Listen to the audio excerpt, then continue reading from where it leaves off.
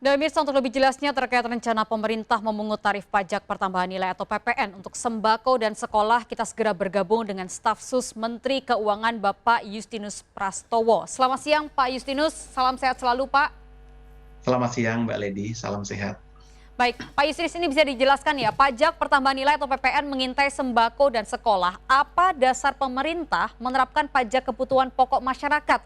Sementara kita menyadari bahwa daya beli masyarakat di tengah pandemi ini melemah, Pak.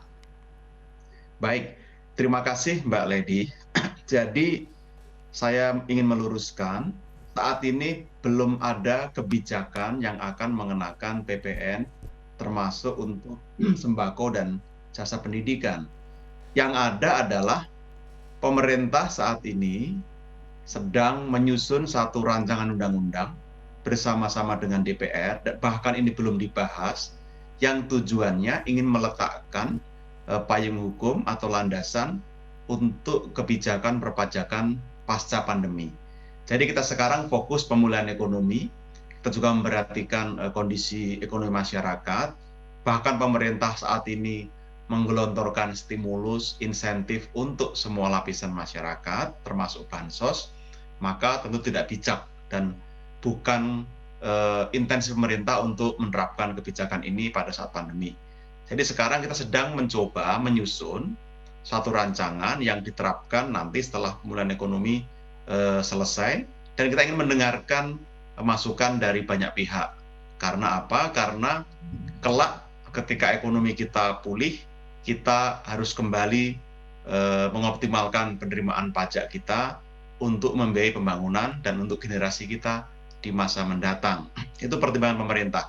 Jadi ini sama sekali tidak ada niatan membebani masyarakat, apalagi kelompok masyarakat bawah, Mbak Lady. Baik, tapi apakah tepat Pak jika PPN kemudian diterapkan pada kebutuhan pokok masyarakat yang justru ini lebih banyak dibutuhkan oleh masyarakat menengah ke bawah? Di mana letak keadilannya Pak? Iya, baik. Jadi yang dirancang oleh pemerintah saat ini adalah ingin mengurangi distorsi.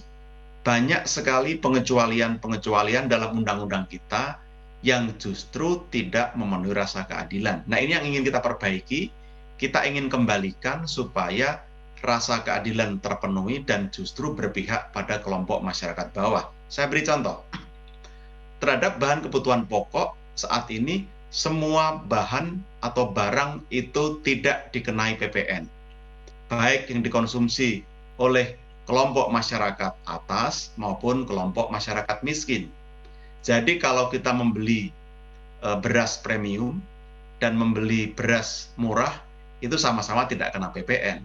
Sama juga kalau kita membeli telur omega dan telur kampung, juga tidak kena PPN, termasuk daging dan sebagainya.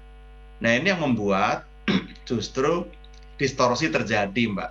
Maka kita ingin perbaiki ini, bahwa barang dan jasa pada dasarnya adalah objek pajak, tetapi belum tentu dikenai pajak. Karena kita juga menyiapkan skema tarif pajak yang rendah, tarif pajak normal, dan tarif pajak yang tinggi.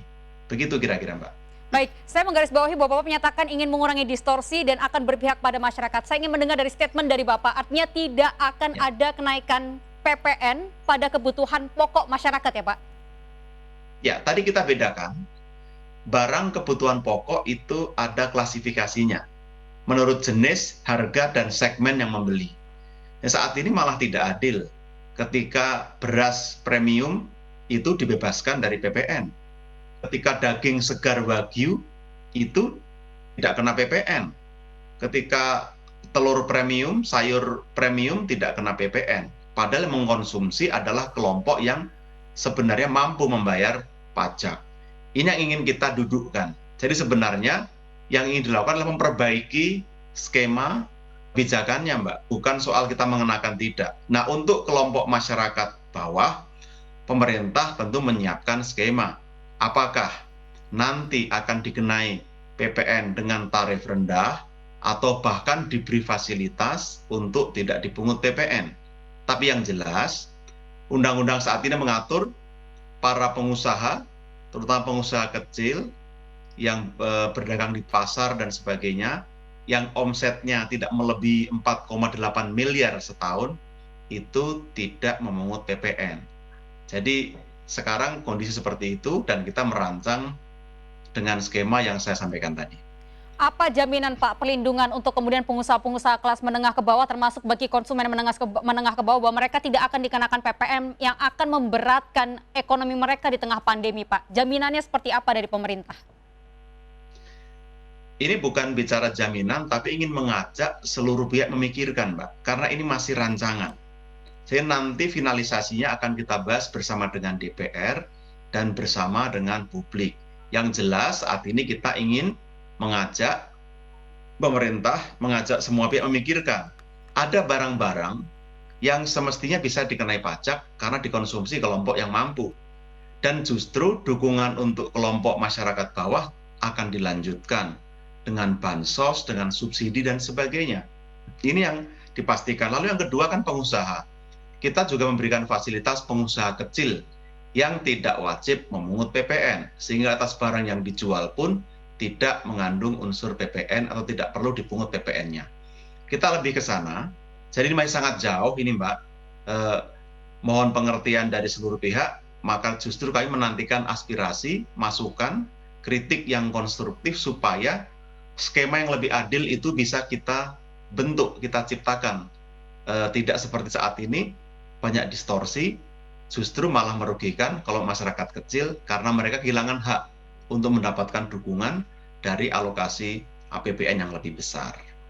Baik, terima kasih Pak. Mudah-mudahan pengawasan di lapangan bisa diterapkan dan juga pelindungan terhadap masyarakat menengah ke bawah bisa dilakukan terlebih di masa pandemi yang menyulitkan ekonomi di semua lapisan masyarakat. Terima kasih Pak Justinus Prastowo. Seperti itu Mbak. Terima kasih Mbak Lely. Baik, terima kasih Pak Justinus Pratowo, Staf Sus Menteri Keuangan atas waktunya bersama seputaran news yang CTI. Sehat selalu Pak dan selamat beraktivitas kembali.